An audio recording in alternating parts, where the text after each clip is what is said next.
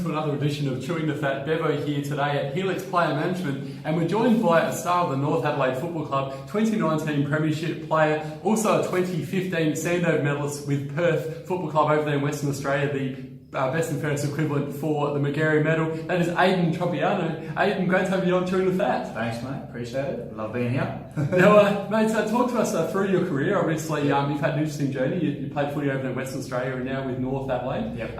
Firstly, talk about your career anyway.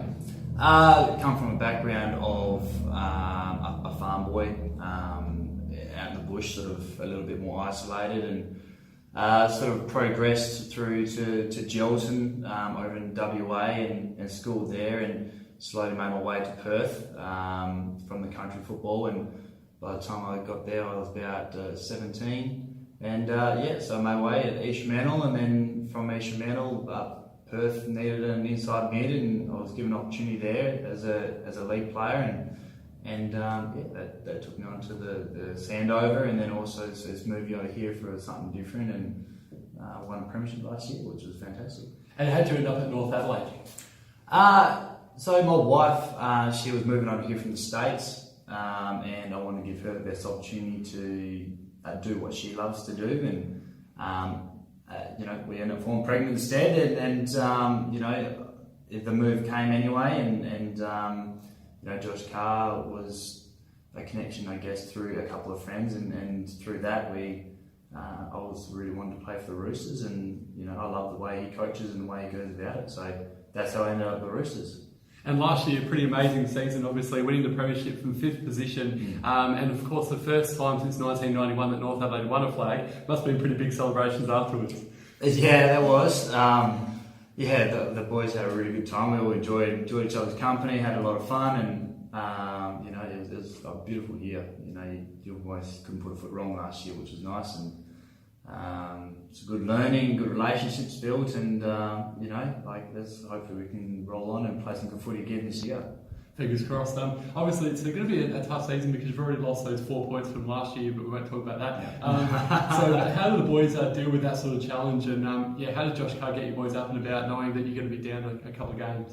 Yeah, it is a big challenge. It's something probably very new to us as men and us as a club. So, you're already starting 2 games behind. It does put a little bit of pressure on to perform straight up and put your foot forward so we can start climbing the ladder again. So, with that, it comes more responsibility, and it comes, as men and people, we've got to step up and actually deliver.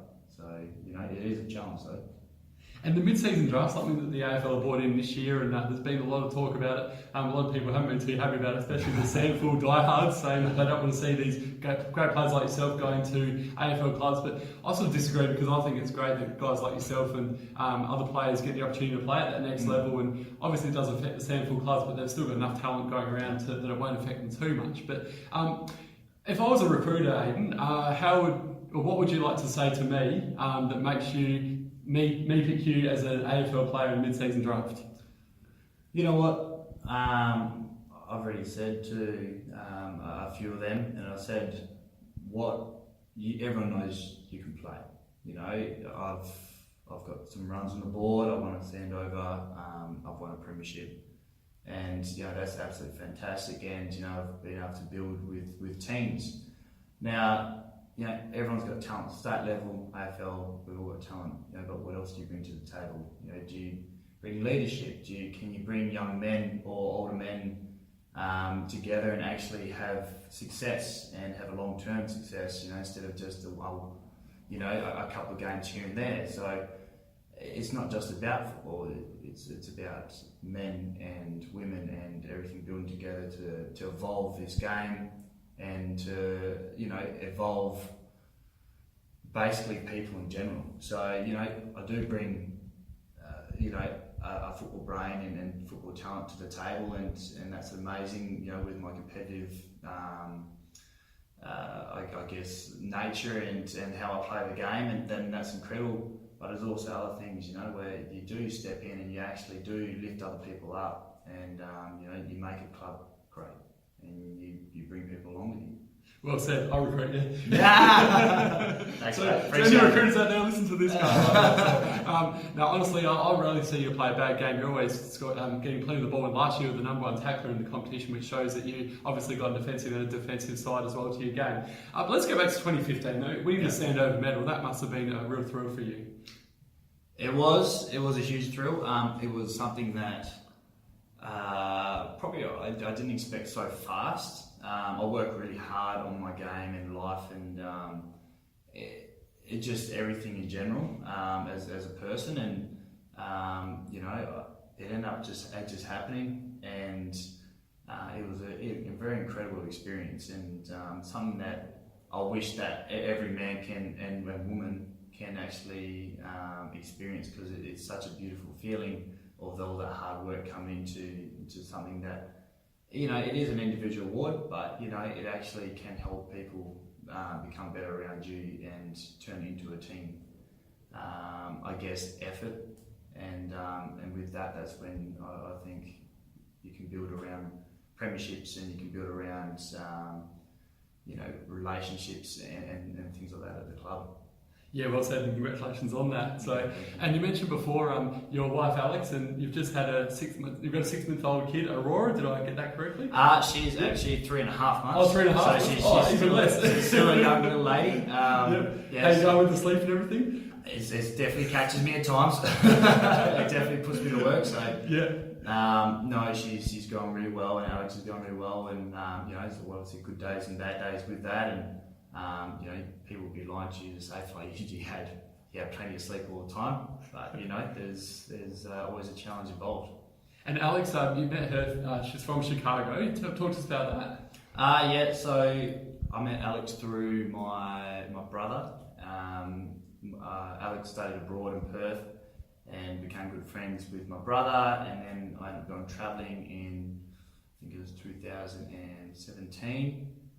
16, and then I met Alex on my travels. So, and ended up falling in love and chasing around America. Beautiful, and you got it to move to Australia. Well done. So thank you.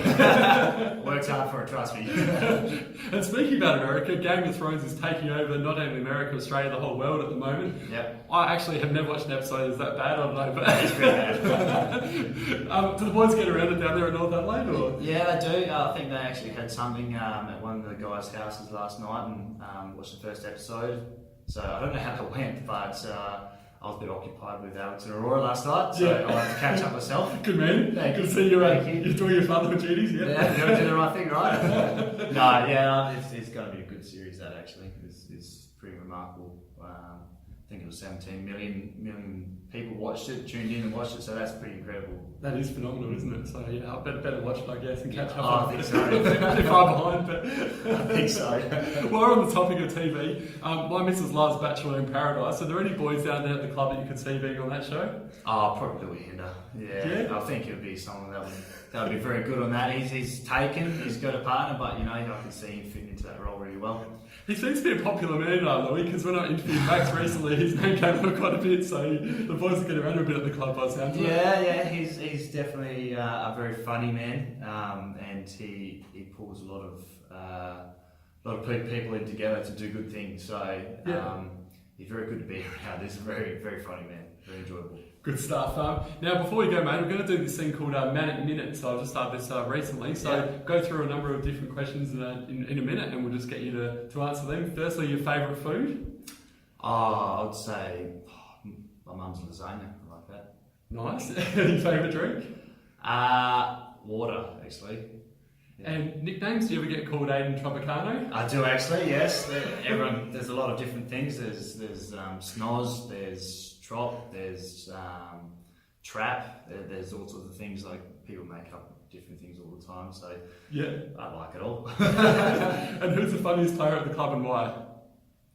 I'd say Louis Hinder again, yeah. And Max Ring, they sort of bounce off each other, and they talk a lingo that sometimes you don't really understand, and yet you just laugh at it, and they're very funny men. Your toughest opponent?